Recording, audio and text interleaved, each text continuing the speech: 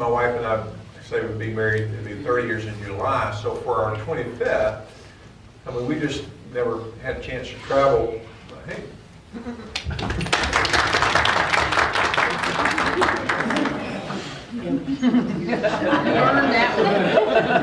Oh, you want? One of the, for our 25th, so one of the things we'd always talked about doing, a big trip for us, like everybody else, like go to Disney World, maybe, I think we've been twice in 20 years, and, Atlanta, and, but nothing really big.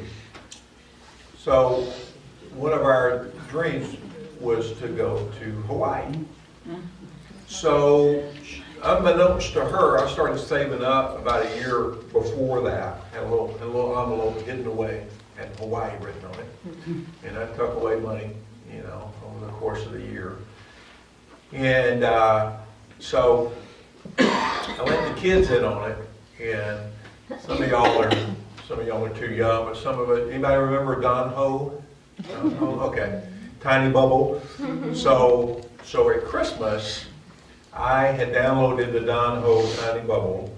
He's a Hawaiian singer. And so I had downloaded that. She knew nothing about any of this. And I went to AAA and I got a little tour book of Hawaii. And the kids, so I started playing the Don Ho music and the kids were in the background doing the hula. And so I do scavenger hunts at Christmas. And kids just hate it because I have these dorky rhymes.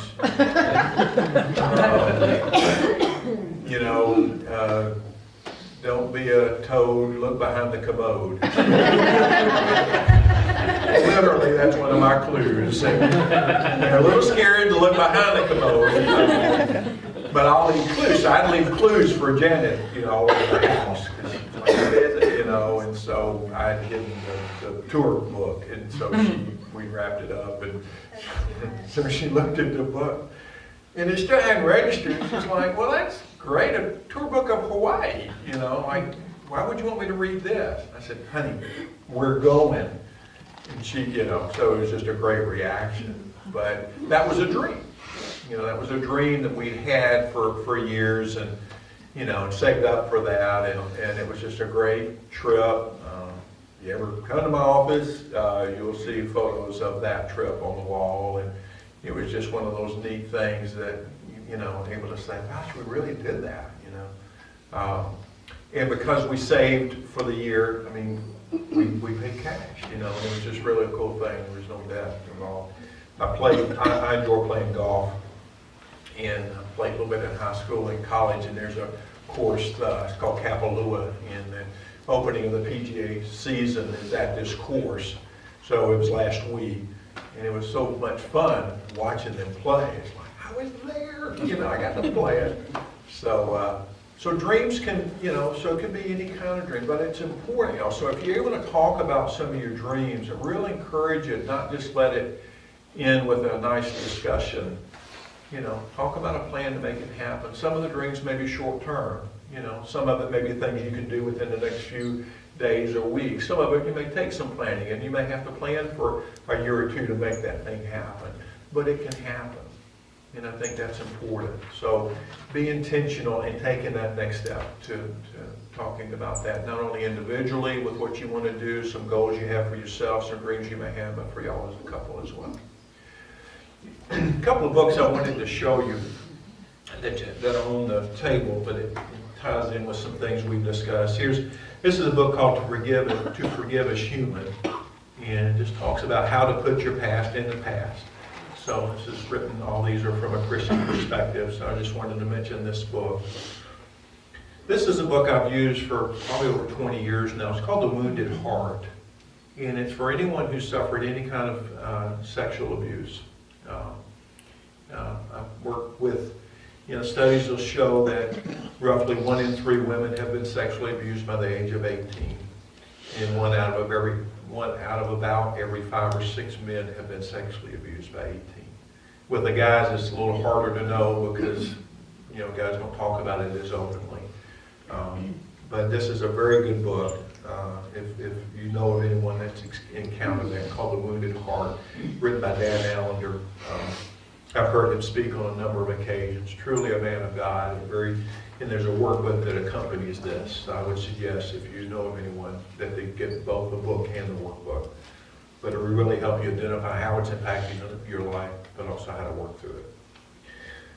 There's a lot of great books on marriage out there right now. I mean, I can fill the whole table with them. But this is one we recommend often. It's called Love and Respect by Emerson Eggerichs. And what he talks about is typically, in most marriages, the thing the husband desires most is to feel respected. And the thing the woman desires most is to feel loved. And it's about how do you speak that language. And then he mentions something called the crazy cycle and how we can get stuck in this pattern of why do we keep dealing with the same things over and over again? Why do the same arguments keep coming up? We're just stuck in this crazy cycle. We can't get out of it. So he talks about how to get out of, break that pattern and to resolve arguments and to work through things. But love and respect. Another one I didn't bring is called His Needs, Her Needs, by a guy named William Harley. That's another really good book on marriage and how to strengthen your marriage. You're going to hear more. Oh, I'm sorry. Where's my? Okay. Most of y'all may be familiar with Dave Ramsey. I'm a huge Dave Ramsey fan. If you're not, I really encourage you that you can check out his website. It's daveramsey.com. He is a Christian financial planner, I guess, or counselor. It's nothing about investing money and getting rich. It's more about how to manage your money and you control your money rather than let your money control you. He's got a lot of great worksheets. He's got budget sheets that are very detailed. He's also got something called the Debt Snowball that you can download for free on his website, identifying your debt, kind of listing it, how to work out of that debt. When Janet and I, we first went through this about 13 or 14 years ago. Excuse me, the kids were, I think, 14 and 12 at that time. We had debt early in the marriage. Part of it was from starting Christian counseling, and particularly starting out, we'd gotten into a little bit of debt, and we were working our way out of that. But as a result, we had no college plan for the kids, And when we went through this class, it just really, the lights went off. We really were able to, we paid off debt very quickly, and for the most part, we were able to pay cash for the kids for school. And it's because of this program. We had a methodical program of how to get out of debt, how to save our money. So when our kids were in college, it was a huge, huge benefit. And then since then, we've led it a couple of times at our church. And you may know this, Dwayne, but they have something called Financial Peace University, and it's geared for churches. And as a church, you can go through that. So we've led it a couple of times at our church, and it's a really solid program. I think I forget if it's 6 or 8 weeks, but really good. It talks about all different aspects of finances. And I think that just to kind of follow up with that, because, we try to cover everything, we could add another easily several more hours. I didn't hit a lot on finances, but just to kind of briefly touch on that. It goes back to communication, right? Again, the 3 main reasons most of the studies will tell you that couples get divorced are finances, communication, and sex life. There's frustrations or infidelity that goes on. So the financial part of things, a lot of times, that's the other thing I guess I see more and more is, his money and her money. We got 2 separate accounts because I don't trust him or her with managing the money rather than a joint account. You've got 2 separate accounts. I hear a lot of, well, I'm not going to buy that. That's your money. You need to do it with your money. All right? There's little communication when it comes to managing finances. And one of the things that Dave Ramsey had taken the class, and you can get the DVD and do it in your own home. He's got some abbreviated versions of this. You get a DVD for, I think it's $29, and look at several of his workshops just at home if you want. And all that's on his website. But he talks about the importance of handling a budget together as a couple and going through that and identifying you have a place for every dollar that you make, and you assign it a place as a category for that. and also it helps you identify your budget. And it's really, really good material. So I'm a big Dave Ramsey fan, and I would strongly encourage him. I think he's also on the radio. He used to be on, I think, AM 1400, I believe. 88.7 now. In the evening, right? Afternoon? Dave Ramsey? No, Moneywise is Howard Dayton. Oh, okay. He's on there sometimes. I've heard him somewhere on one of my drives now. Yeah, it's either I think it's AM, it's either 1400 or 900. But I would recommend this for, I think it's good for every couple. So, and in the back are a lot of his, you've got his budgeting forms in the back here. If you buy the book, or if you check it out at the library, you can just make a copy of the forms, okay? All right. This is a book called Connected. You're going to hear a little more about this in a minute. This is by Larry Kraft, who's a Christian psychologist. I think when I pastored, as well as a lot of times in leadership, when I'm working with other folks that are leaders in the community, that to me this is one of the best books out there in the role of the church, what the church can be, and how to minister to one another. And it's really, really good. It's called Connecting. Okay? So now, so the plan today, with this last hour, going back to the dreaming, right? We're gonna, here we go. We've talked about intimacies, physical, emotional, spiritual. And Ephesians 5:28-29 says, husbands, love your wives as you love yourself. Well, no one ever hates their own flesh, but they nourish it and cherish it just as Christ does the church. And I heard a pastor, and I don't remember where, but I think he was a Southern Baptist pastor, because it seemed like he said, man, you need to look at your wives like a flower. He said, what does a flower need to grow? He said, a flower needs... But I do remember that. But he said, and I won't keep doing it, but he said a flower needs water, it needs sunlight, and it needs to be kept free of weeds. And when you do that, you're creating an environment that's conducive for growth. You're creating environments that make it easier for that flower to grow. Right? And guys, if we have a critical spirit towards our wives, if we aren't attentive to them, if they're trying to talk to us and we have the TV or the newspaper or looking at the phone, if we're not listening, then that's the lack of water, that's the lack of sunlight, and that's the weeds, and they can choke off and die. Okay? And so, the way I understand that scripture, we need to be that leader in the home and really examine, what am I doing? How am I doing creating an environment that's going to make it conducive for my wife to grow? Am I listening to her? Am I encouraging her? Am I affirming her? Am I building her up? Am I spending time with her? Okay? And when we do that, we're creating an environment for them to grow. Right? A healthy marriage, and I tell folks this all the time, a healthy marriage is comprised of two healthy people. Right? A lot of times we go into a marriage, and our love tank, and Chapman talks about this in the 5 love languages, our love tank, so to speak, is half full. So we go into a marriage thinking, okay, this person will fill my love tank up the rest of the way. So we think it's going to be math, if that makes sense. My half full love tank plus their love tank will make a full love tank. And I think it's Chapman that says that rather than addition, though, it's multiplication. So it's a half times a half is a 4. So you wind up having even less. Because what you do is you have unrealistic expectations on that person to fulfill that void in your life. Does that make sense? And so we go into it thinking that they're going to fill that need and they're going to fulfill that void. And we can smother them. Often, as a result, the spouse feels smothered.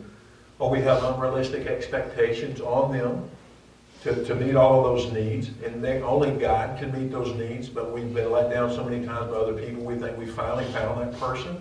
And we set ourselves up or them for failure. Okay? And so it's just very important to look at, as you've heard me talk last night and today, really examining yourself. If there's certain areas in your life, that's some wounds that are still unresolved, some hurts that are there. Just really want to encourage you, the healthier you are, then the more you're going to be able to give to your spouse. But a healthy marriage is comprised of two healthy people. Okay? And so if there's anything that really has spoken to you where you feel like, okay, I need to get healthier before I can give and grow in that area, then I encourage you to do that. We've talked about several different ways you can do that, whether that's counseling or talking to Wayne or other godly people God's put in your life, Michelle, books here that you on the table, okay? So really want to challenge you. The healthier you are, the healthier the marriage is going to be. Right? If the marriage isn't healthy, then your kids are going to grow up in an environment where they're going to see dysfunction. And we go back to frame of reference that I was talking about earlier. Right? So their frame of reference is going to be, why would I want that? Or, all right, and I see this often, okay? I think if we make it 5 years, it's going to be good. Okay? Because their frame of reference, unfortunately, is what they saw growing up. And so, studies will show, and it just depends on which ones you read. Anywhere from, I've heard statistics of 30% of all marriages end in divorce, and I've heard it as high as 50%. It depends on who's doing the study.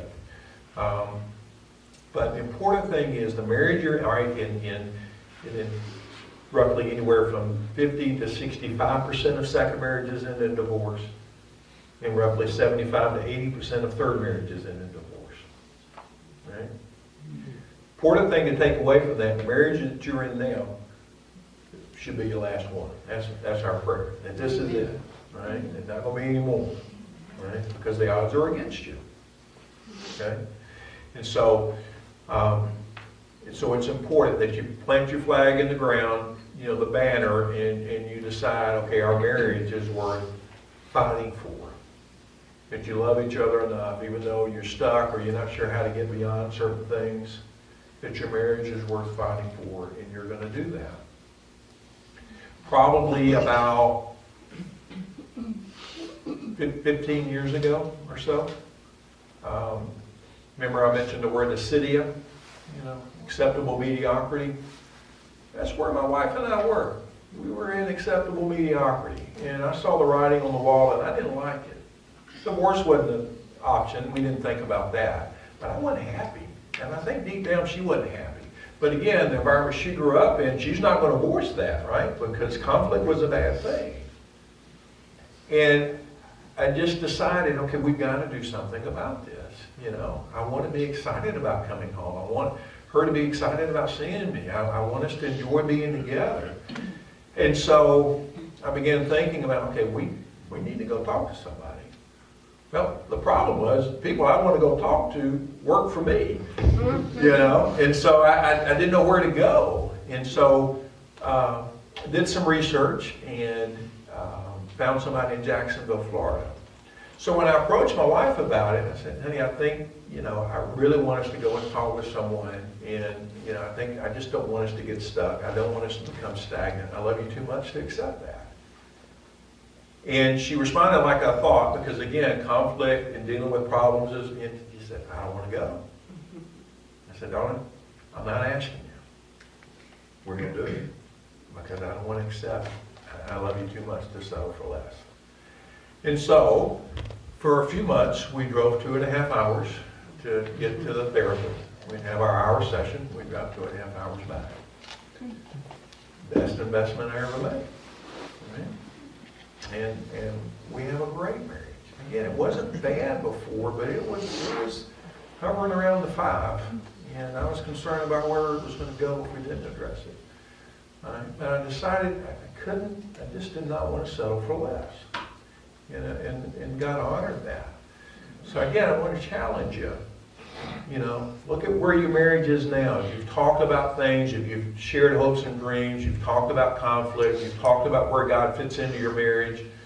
You know, you've talked about where you want him to fit in. There's been certain things maybe you're more willing to deal with now. Certain things maybe you're not ready, and that's okay. But don't settle for less, because God wants your best. He wants our best, right? So do the things that God's pricking your heart about doing. Don't compromise that. Right? You owe it to yourselves, but you owe it to your kids as well. Because now you're going to have a next generation that will have a good idea of, you know, how to deal with conflict. So, with the physical intimacy, you think about it, and trust is so important to have a healthy sex life. Right? If there's emotional intimacy and there's spiritual intimacy, again, you think about it, you know, guys, in having a healthy sex life, our wives are literally giving themselves to us. That is the moment for women where they are at their most vulnerable. Okay? And so that is the utmost of trust. And so we've got to look at, how am I creating that environment? And so if there's friction in that area, if there's frustration there, we've got to look at, how am I doing in these other two areas? And we can't just be frustrated because it's not happening as often as you like, or, you know, all those other things. You've got to look at, all right, what am I doing or not doing that's contributing to this problem, if it's a problem? Right? What am I doing that's creating security in the marriage? What am I doing that's creating trust? Or am I not doing so hot with that? Okay? So don't skip over the emotional and the spiritual. Really examine how you're doing with that. All right? And don't just stay on, I'm frustrated in this area. All right? You got to own how you're doing in the other areas. Right? So, one of the things that I'm going to, I put a little thing here. I said, I want you to, when you get together, I want you to describe your dream date. And I thought later, I thought, with your spouse. Leonardo DiCaprio, Eva Longoria. But, you know, I think, but when you do this next exercise, I want you to just talk about, what would that be? Nothing wrong with dinner and a movie. Nothing wrong with dinner. Nothing wrong with movies. You know, but that may not be your dream date, okay? So, you know, have fun with that. Just describe that. Talk when you talk, okay? All right. So, all right. I think, hope we got enough comments. All right. This is that one before. So what we're gonna, I'm gonna give you two sheets. Whoops. All right. This is called a vision statement, and all right. There you go. And then I'll explain it.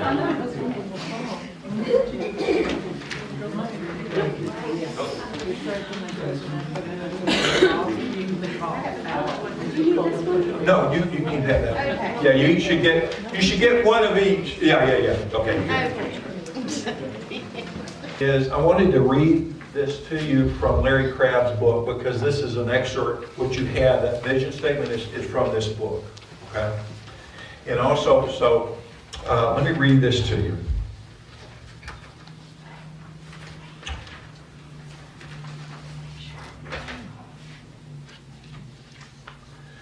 We must clearly understand that a vision for someone is not something we make up, or merely something we would like to see happen. Now, hang in there. This is a page, so hang in there. Hopefully I won't put you to sleep. Visions are discerned. We don't create them. When the doctor announces it's a girl, he's not deciding the baby's sex. He is happily acknowledging what someone else has decided. That's the first thing we must understand about vision. The second is this. A vision calls forth what is there. It arouses possibilities we had not considered. I wonder what Gideon felt when the angel greeted him with these words.